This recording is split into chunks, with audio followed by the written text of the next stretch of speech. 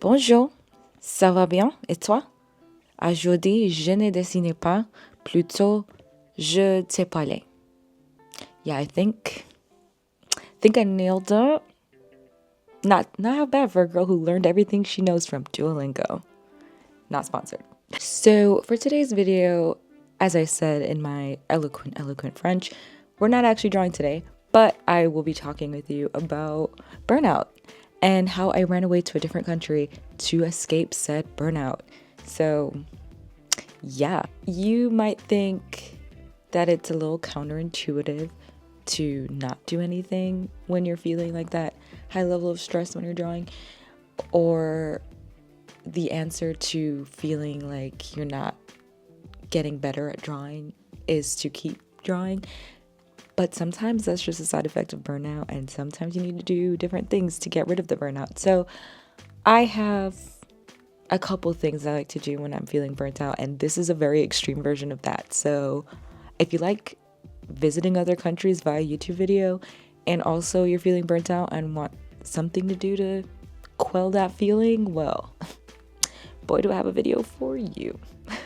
So really, the bottom line when it comes to kind of refilling your well, if you will, when you're burnt out, is all about like allowing yourself to be inspired again. I think one thing with burnout is that one, you're obviously overworking yourself and you need some time to step away from whatever you're doing, but it deters you from coming back to it if you don't find the things that make you want to create something again. So discovering all the ways to rebuild that inspiration is very important when it comes to curing your burnout. I think one of the big things for me is allowing myself to be a tourist, whether it's in my own city or somewhere completely different.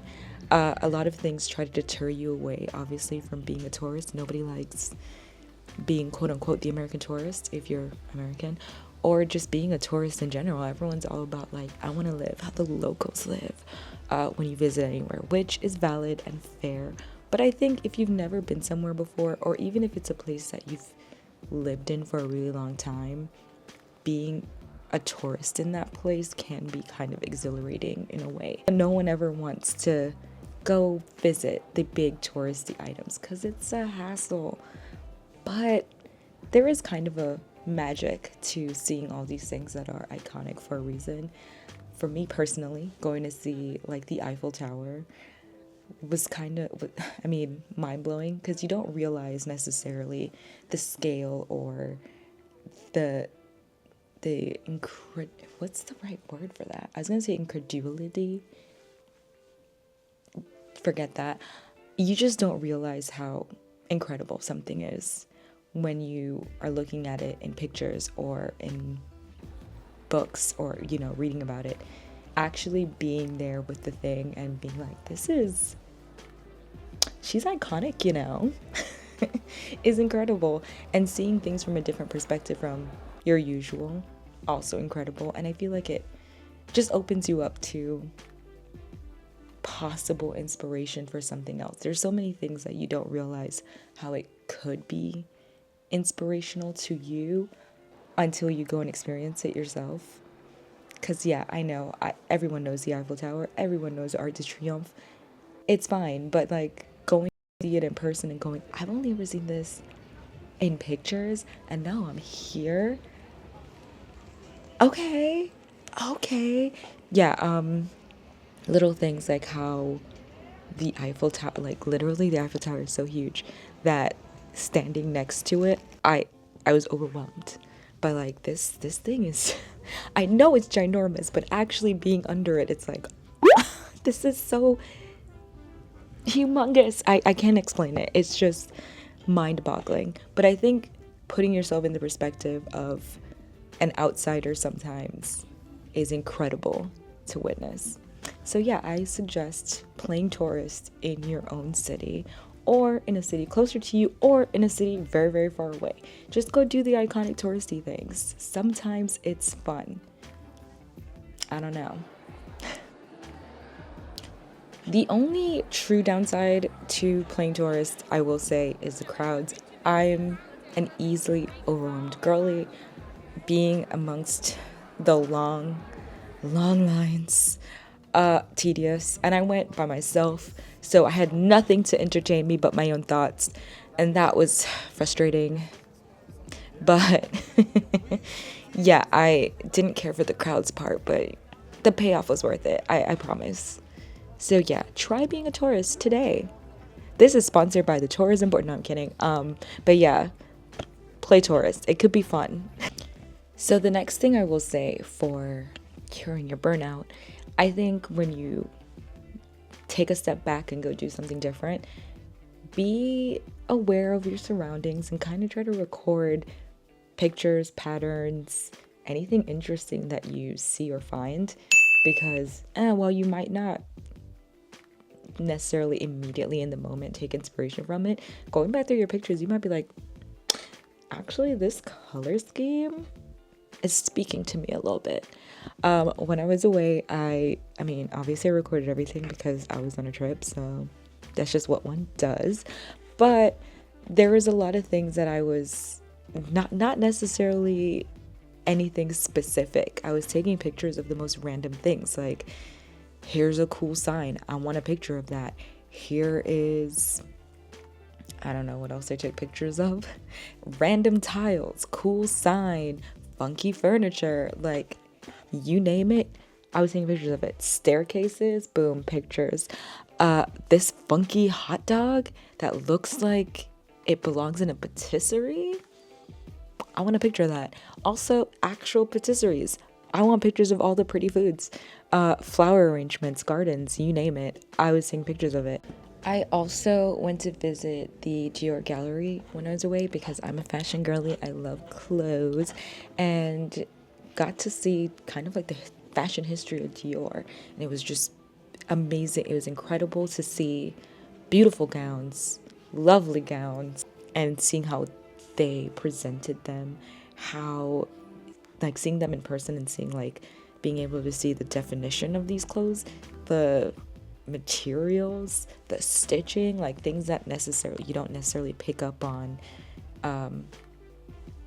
in pictures, but you see it in person, was so my cup runneth over. I was moved. I really love seeing that. One of the things that I did with like all these pictures for like a direct one-to-one inspiration pipeline thing, I took all the imagery that I was getting and I decided that I would visit Charbon in Paris, which is, if you oil paint, you probably know of Charbon brand. They have an art store in Paris I went to go visit, and I used a lot of the colors and that I was finding in all these pictures that I took, and I made a little Paris palette. I was a little too shy to take video inside the store because it was just me and the young lady who was working the register, and I felt awkward filming because I wanted to film like picking out all the colors, but I didn't. So here's a picture of me holding up my palette instead. So my final piece of advice for curing your burnout is to do something creatively that you wouldn't normally do. I feel like this is a good way to kind of jog them creativity muscles without burning out the ones that you usually use, because you're working kind of like on a very different parallel path of creativity. It's still creative, we're still getting those juices going, but your brain's not like, oh girl, not this again.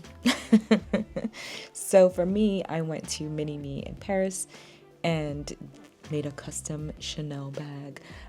It's not really Chanel, but you know, they use dead stock Chanel materials. You can buy the Chanel label for an exorbitant amount of money, which I did not. Or you could just, you know, keep it simple and use the patterning and all that good stuff. That was really fun. I'm not a sewing girly, not very good at sewing, not very equipped in that field of expertise, but they walk you through it. It was fairly simple, and I did get help for all the hard parts. Thank you to the staff at Mini Me. But it really, I still got to play with like colors and patterning, but in a very different way than my usual. And so I was being creative without feeling the lag that I was feeling before while being creative. So it was a really fun exercise, in trying something different and new, and still feeling that buzz.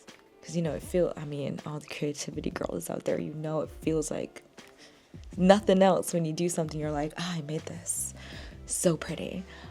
That's how I felt about my bag, which it came out pretty good. I'm quite proud of it. So, shout out to me.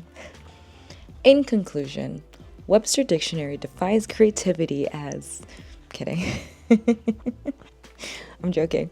But I think while I did do this to the extreme, because I ran away to Paris to have my burnout breakdown, I do think that this is something you could do anywhere. I think the important thing is really about feeling your creative well, taking a step back from doing the same art that you've always been doing and enjoying life, actually. I think that's really the bottom line. You have to find the things that make you like creating things. You got to get inspired.